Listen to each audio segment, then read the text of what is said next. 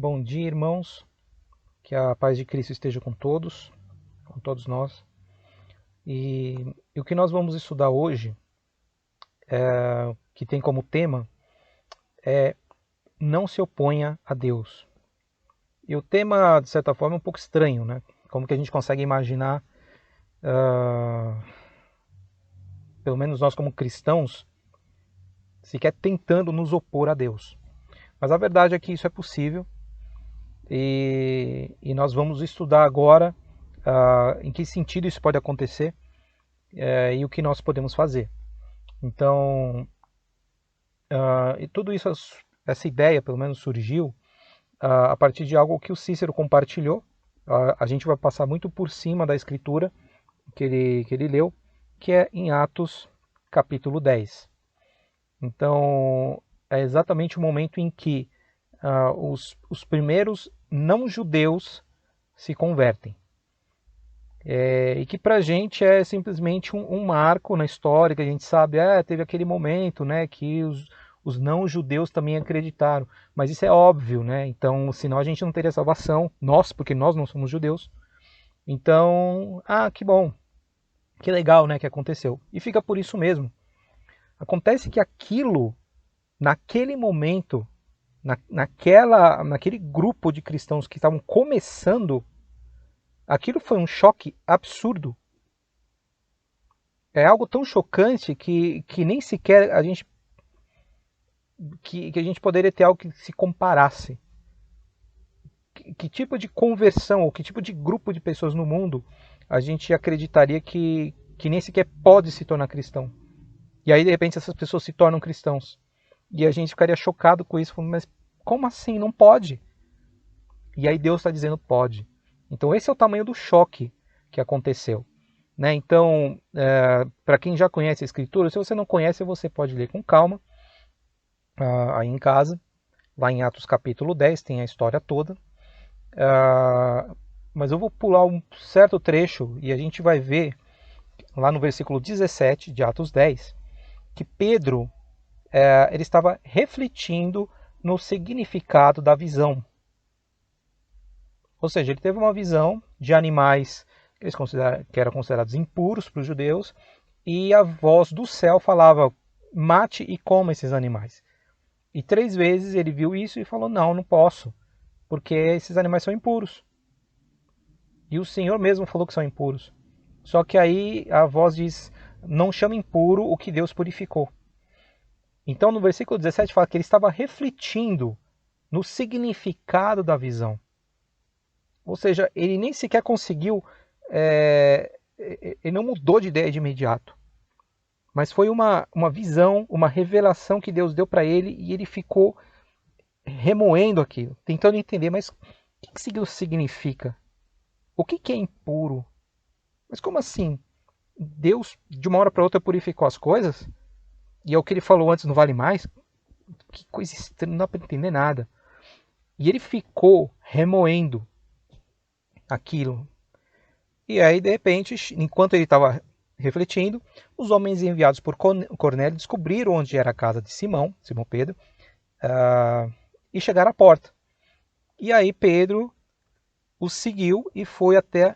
Eles foram todos para a casa de Cornélio, que era numa outra cidade, era bem longinho, mas foram lá. E Pedro entrou na casa deles, era o mínimo, né? Entrou na casa deles. E aí Pedro percebeu, que situação estranha. Eu sou judeu, obviamente sou cristão, mas eu sou judeu. E agora eu vou entrar na casa desse homem aqui, que não é judeu.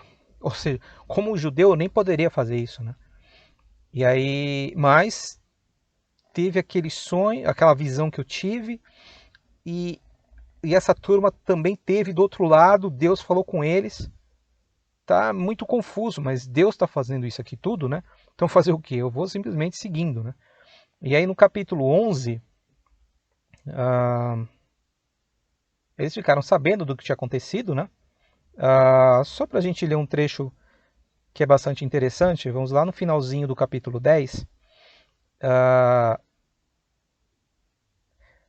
você pode ler com calma, mas se você ver a pregação que Pedro colocou para eles, no versículo 34 fala assim: Então Pedro começou a falar: Agora percebo verdadeiramente que Deus não trata as pessoas com parcialidade, mas de todas as nações aceita todo aquele que o teme e faz o que é justo.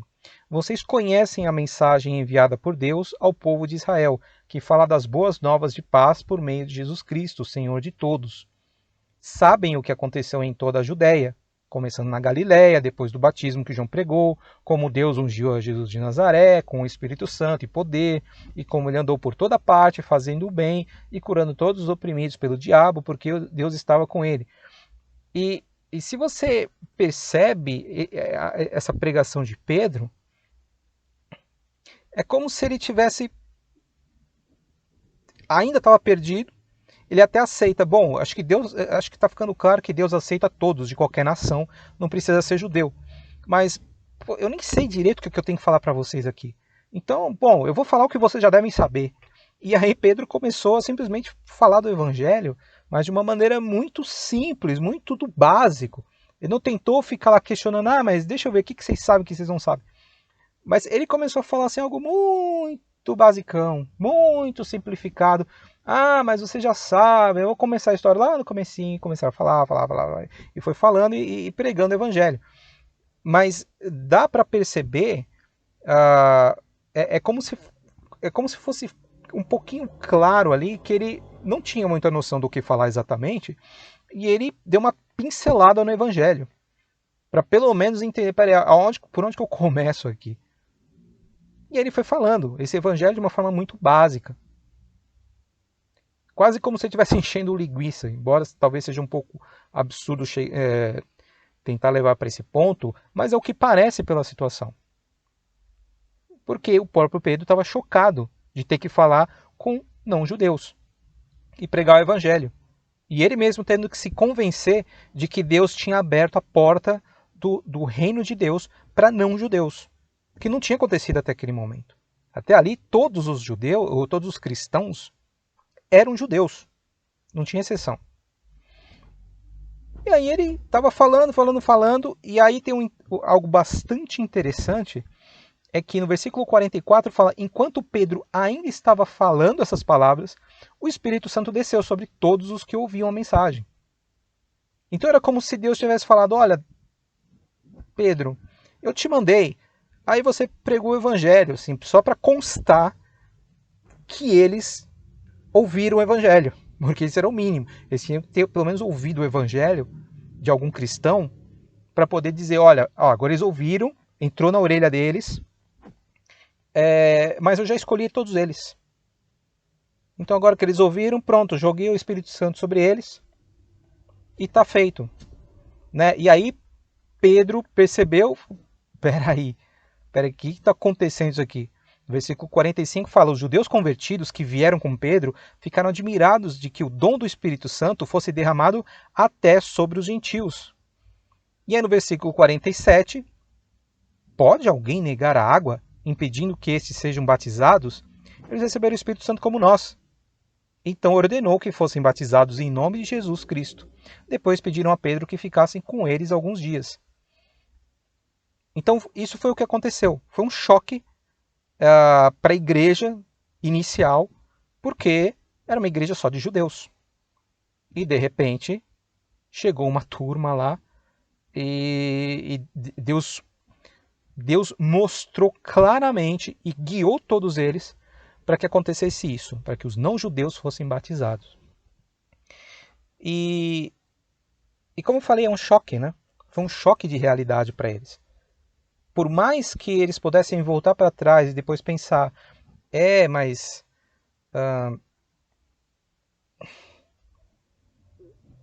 se a gente for lembrar das palavras de Jesus, o que Jesus falou, a gente pode olhar algumas coisas. Por exemplo, dos dois lados. Uma delas, lá em Mateus 15, versículo 24, quando uma mulher vai lá pedir uma cura, e ela não era do povo judeu, inclusive ela era um povo bem perdido. E aí Jesus respondeu o seguinte, eu fui enviado apenas às ovelhas perdidas de Israel. Então, alguém poderia se lembrar e falar, peraí, mas Jesus falou que ele foi enviado só para as ovelhas perdidas de Israel. Então como assim a gente vai ficar convertendo não judeu? Não! Então alguém poderia pegar uma escritura para poder defender esse ponto de vista.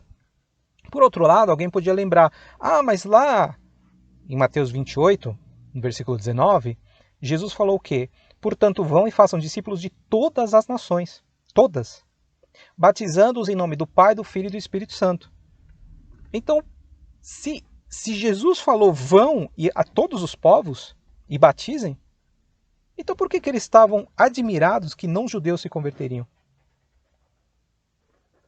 Então aí entra o ponto de que as nossas convicções, em alguns momentos, elas podem ser criadas de uma forma falsa. Um falso entendimento das Escrituras, e nós montamos na nossa cabeça a nossa ideia do que é o Evangelho. Nós criamos uma estrutura lá de, mas tem uma escritura que fala isso, tem aquela escritura que fala aquilo, tal, e aí você vai montando aquele esquema todo na sua cabeça, e aí você cria aquela minha fé. É isso aqui, ó, eu acredito nisso. E aí você fala, pronto, passei a régua, ponto final, é isso aqui. Isso é o que eu acredito. É isso que eu vou pregar e vai ficar nisso. E aí, pela nossa incapacidade de realmente conseguir compreender as Escrituras, nós podemos chegar ao ponto em que, primeiro, nós começamos nos enganando com relação às nossas convicções, ou seja, nós não compreendemos realmente as Escrituras e criamos uma fé fechada, mas em alguns pontos errada, ou seja, algumas coisas nós não acreditamos como Deus quer, então nós temos convicções falsas. Isso é verdade hoje, para mim e para você, porque nós somos imperfeitos e nós temos que continuamente construir a nossa fé, voltar a verificar nossas convicções, verificar o que as Escrituras dizem, repensar o que nós cremos e estarmos abertos às correções de Deus através do Espírito Santo. Nós temos que ter essa abertura. Isso foi algo que, ao ler essa escritura, que eu já conheço há mais de 20 anos, mas nesse momento, quando eu li essa escritura, eu pensei, peraí, tem algo aí que eu não tinha percebido durante tantos anos. Que nós não podemos nos fechar tão rapidamente ou nos apressar em criar algumas convicções e dizer que era isso, e está fechado, é isso que eu acredito e ponto final. Porque nós podemos estar enganados. Mas, obviamente, isso não significa que nós vamos aceitar que existem várias verdades e no final de tudo todo mundo está certo, ou tanto faz, se você não acredita no que eu acredito, também não tem problema nenhum. A Bíblia fala sobre unidade na fé. Então, unidade na fé significa que nós temos que nos unir na nossa fé e nas nossas convicções. E, ao mesmo tempo, nós, como seres imperfeitos, nossas convicções não são 100%. Então, nós temos que buscar essas convicções com Deus e termos essa abertura no espírito para poder entender o que é a verdade. E isso exige muita humildade e muita abertura com Deus para aceitar que Ele nos corrija com o tempo, que Ele nos revele aquilo que é a verdade. Tem coisas que a gente pode procurar com o intelecto, procurar na Bíblia, e estamos corretos em procurar na Bíblia, estamos corretos em fazer isso. Mas tem coisas que o Espírito tem que nos revelar para abrirmos nossos olhos e conseguir entender. Então, tem uma outra escritura aqui, que eu gostaria de citar aqui em Lucas, capítulo 24, no versículo 49, aqui Jesus fala o seguinte, eu lhes envio a promessa de meu Pai, mas fiquem na cidade até serem revestidos do poder do alto. E com isso, Jesus estava querendo dizer o quê? Que, uh, que eles tinham que esperar em Jerusalém. Eles estavam lá realmente, esperaram, e aí veio o Pentecostes. E eles receberam o poder do alto, que foi o Espírito Santo. O poder do Espírito Santo desceu e eles puderam falar em línguas, como eles fizeram naquele dia. E aí eles receberam o poder do alto. Então Jesus esperou, disse para eles esperarem. Não está certo, eles estavam lá esperando. Só que aí de repente eles ficaram esperando. Não tinha outra orientação, ficaram. Com a morte de Estevão, eles basicamente foram obrigados, né? Muitos dos discípulos eles fugiram de Jerusalém. E foi assim que o evangelho começou a se espalhar por outros lugares. E agora a gente vai ler um trecho lá em Atos capítulo 11, no versículo 1, diz assim: Os apóstolos e os irmãos de toda a Judéia ouviram falar que os gentios também haviam recebido a palavra de Deus. Assim, quando Pedro subiu a Jerusalém, os que eram do partido dos circuncisos o criticavam, dizendo: Você entrou na casa de homens incircuncisos e comeu com eles. E Pedro então começou a explicar-lhes exatamente como tudo havia acontecido. E aí você pode ler o restante, que aí Pedro explica tudo o que aconteceu com ele. Mas aí o que é interessante de se notar é que a primeira reação do pessoal de Jerusalém foi o quê? Pedro, o que foi que você fez lá? A gente ficou sabendo que você se misturou com não-judeus. De onde você tá louco ou você abandonou a fé?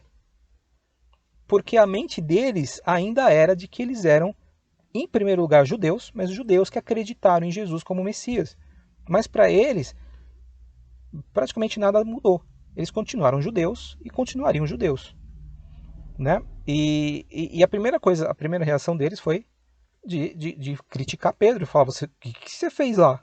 Como assim você se mistura com não-judeus? E tanto isso é verdade que, se a gente for lá em Atos capítulo 24, versículo 5, a gente vê que a acusação contra Paulo é o seguinte: verificamos que este homem é um perturbador, que promove tumultos entre os judeus pelo mundo todo. Ele é o principal cabeça da seita dos nazarenos. Então, era assim que os judeus viam os cristãos.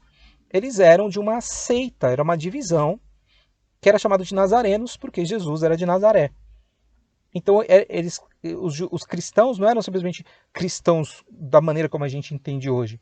Eles eram considerados judeus de uma seita. Então, tinha os fariseus, os saduceus, que eram partidos entre os judeus, que eram conhecidos, né, os maiores talvez. E aí tinha algumas seitas que falavam: a gente entende o judaísmo um pouco diferente. E aí vinha um e criava uma seita, outro criava uma outra seita. E os cristãos eram considerados simplesmente uma seita judaica. Eram judeus que se dividiram. Só isso. Essa era a maneira. E de certa forma isso estava dentro da igreja. Essa noção de que eles eram simplesmente judeus. Que não era como a gente enxerga hoje, uma religião completamente nova. E os judeus viam dessa forma. E aí o que acontece? É que Pedro começou a ter que explicar tudo para eles. Olha, aconteceu isso, a gente teve visões. Eles do lado de lá também tiveram. Então agora vocês vão entender tudo o que aconteceu, porque aconteceu tá. E aí no versículo 17, Pedro fala o seguinte: Se, pois, Deus lhes deu o mesmo dom que nos dera quando cremos no Senhor Jesus Cristo, quem era eu para pensar em opor-me a Deus? Ouvindo isso, não apresentaram mais objeções e louvaram a Deus, dizendo: Então Deus concedeu arrependimento para a vida até mesmo aos gentios. E eles ficaram surpresos com isso. Mas aí eles aceitaram. E essa palavra que Pedro usa é o título, né, de hoje. Quem era eu para me opor a Deus? Então ele reconheceu que as coisas estavam saindo do controle, as coisas estavam diferentes daquilo que ele imaginava. Ele tinha algumas convicções, ou pelo menos ele estava agindo de acordo com as convicções que ele tinha montado até aquele momento. Só que ele teve a abertura de compreender que Deus estava movendo as coisas para uma outra direção. E aí ele entendeu isso. E quando ele percebeu que Deus estava movendo as coisas para outra direção, ele percebeu: quem sou eu para pensar em me opor a Deus? Mas significa que existe a possibilidade de eu me opor a Deus. Eu me oponho a Deus quando eu não aceito que Ele pode mudar os planos. Quando eu não aceito que as minhas convicções podem estar erradas. Que eu preciso estar sempre atento para entender se a minha convicção como cristão ela é verdadeira mesmo. Eu preciso confrontar minhas convicções, conferir se elas realmente estão corretas, ouvir outras pessoas e estar aberto para aquilo que vem do Espírito. Como no caso de Pedro foi uma visão, pode ser um sonho, né? Eu mesmo tive alguns sonhos ultimamente e eu tô como Pedro, eu ainda tô lá remoendo. O que aqueles sonhos têm a ver? O que esses sonhos estão falando sobre a minha vida? Qual é a mensagem que está por trás? E nós precisamos ter essa sensibilidade para procurar com Deus entender qual é a direção para onde Ele quer nos levar. E nós não temos o direito de nos opor. Né? E é um pouco fora agora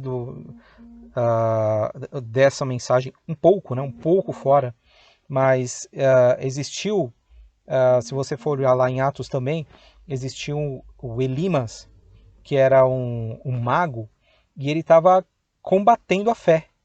E aí Paulo virou para ele e falou: você se opõe, você está se opondo a Deus, porque você está tentando matar a fé dos outros. E essa é a segunda maneira como nós podemos nos opor a Deus, que eu espero que não seja o caso de nenhum cristão jamais, né? Porque isso não faria o menor sentido. Mas uma pessoa pode se opor a Deus quando ela se torna claramente inimiga de Deus. Ou seja, ela se entrega ao pecado, ela não aceita o arrependimento, ela não quer mudar de vida e ela insiste em defender e combater a fé, ir contra o que Deus fala. E foi o que aconteceu. Quer dizer, um único exemplo em que a gente vê essa palavra sendo usada, né? Mas foi isso que ele fez. Ele combateu a fé, ele combateu Paulo, ele tentou matar a fé que estava sendo pregada para o procônsul, que era uma autoridade. E aí ele foi lá e aí Paulo falou: você é um inimigo de Deus, você vai ficar cego. E aí ele ficou cego mesmo. Então essa é a maneira mais brutal de alguém se opor a Deus. Mas como eu disse, existe a possibilidade que Pedro evitou, que é essa possibilidade que nós nos opomos a Deus quando nós colocamos nossas convicções e fechamos. E dizemos: não, isso é o que eu acredito, eu não vou mudar. Mas Pedro foi espiritual o suficiente para enxergar que Deus estava movendo as coisas. E aquelas pessoas que foram confrontar Pedro, elas pararam, ouviram, entenderam que algo aconteceu fora do comum, que Deus estava movendo as coisas. E aí eles entenderam e aceitaram. Pô, se é assim, se Deus está fazendo isso, então é incrível, porque significa que todos podem ser salvos, não só nós judeus. E claro, isso para os judeus era um choque, porque significaria ter contato direto com não-judeus.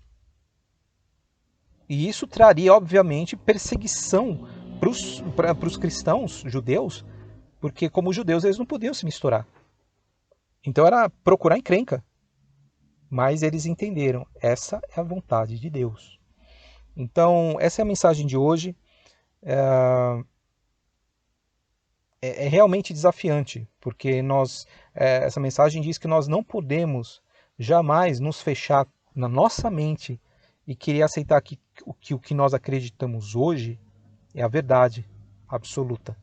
Nós precisamos sempre andar ligados com Deus para entender qual é a vontade dele, qual é o desejo dele para nossas vidas, e sempre estarmos dispostos a mudar qualquer coisa que seja, qualquer convicção, qualquer comportamento que seja.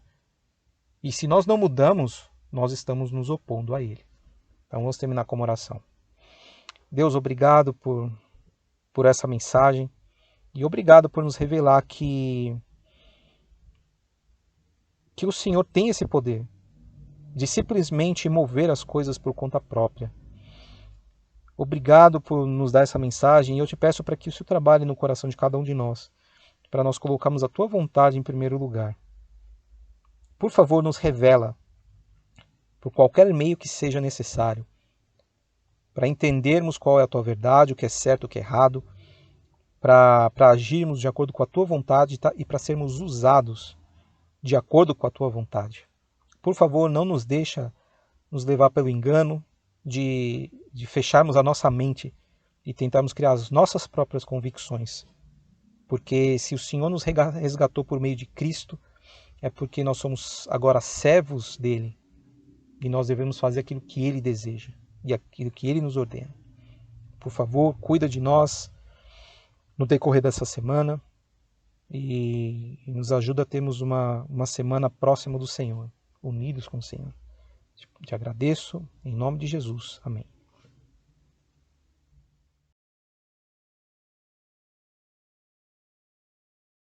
Irmãos, esta é a ceia do Senhor e eu queria compartilhar 1 Coríntios 11, a partir do versículo 23. Pois recebi do Senhor o que também lhes entreguei, que o Senhor Jesus, na noite em que foi traído, tomou o pão e, tendo dado graças, partiu e disse: Isto é o meu corpo, que é dado em favor de vocês. Façam isto em memória de mim. Da mesma forma, depois da ceia, ele tomou o cálice e disse: Este cálice é a nova aliança no meu sangue. Façam isto sempre que o beberem em memória de mim. Porque sempre que comerem deste pão e beberem deste cálice, vocês anunciam a morte do Senhor até que ele venha. A Solange agora vai orar pelo pão, que representa o corpo de Cristo, e pelo vinho, que representa o sangue derramado na cruz. Pai, te agradecemos pelo dia, pela vida, pela saúde, especialmente por Jesus, porque morreu na cruz, e muito mais pela sua ressurreição, Deus, que nos deu a oportunidade de termos esperança de estarmos com o Senhor também na sua glória. Obrigada pela morte de Jesus, que perdoa nossos pecados. Obrigada pelo sangue de Jesus, que nos limpa e nos purifica, Pai. Te agradecemos tudo em nome de Jesus. Amém.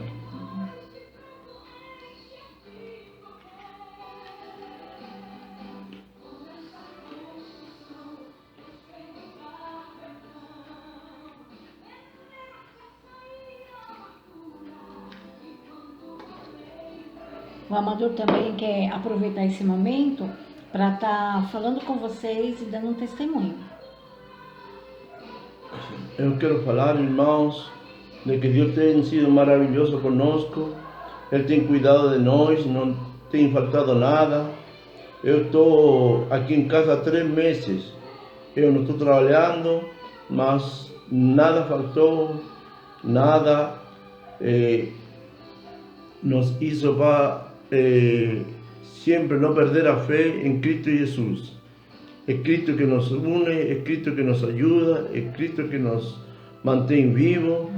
E eu posso falar que durante esse tempo Jesus curou a minha perna e graças a Deus posso dar um testemunho de que em nossa casa está tudo bem e Estamos com muita saudade de estarmos reunidos novamente e obrigado por tudo.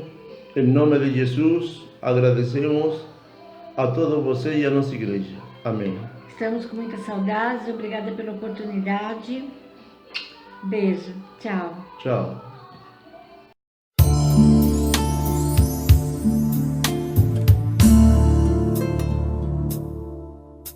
Receba esse amor, mesmo sem merecer. Veja a força do seu poder, pois Deus nos enviou seu Filho Salvador, nos mostrando o poder do seu amor. Jesus protetor, eu confesso que és meu Senhor.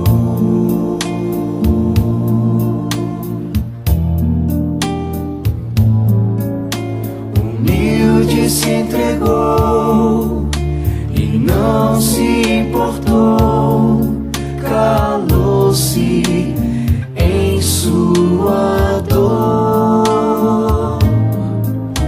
Ferido e desprezado por causa do pecado, pagou sem ser culpado. Jesus protetor, eu confesso que és meu Senhor.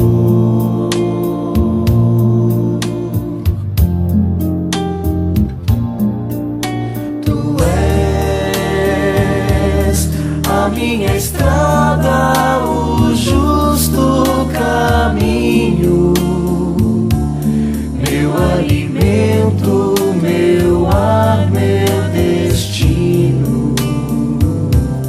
A minha vida pertence a ti.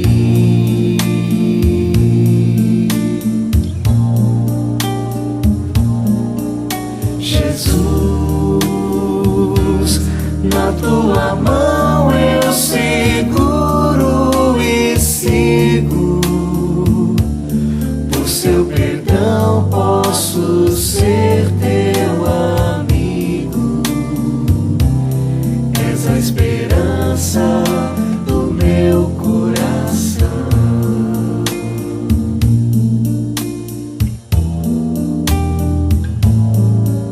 Jesus nos concedeu a chance de viver, nossos erros reconhecer. Ele nos ensinou com exemplo e bondade o caminho da justiça e da verdade. Jesus, meu Senhor, eu confesso a ti meu amor.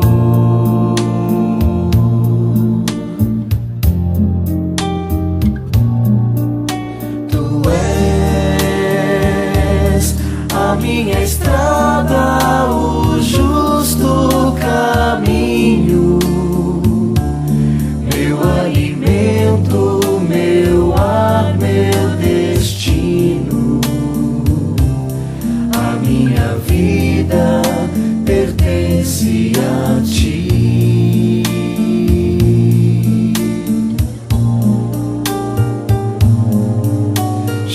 Jesus, na tua mão eu seguro e sigo. Por seu perdão posso ser teu amigo. És a esperança do meu coração.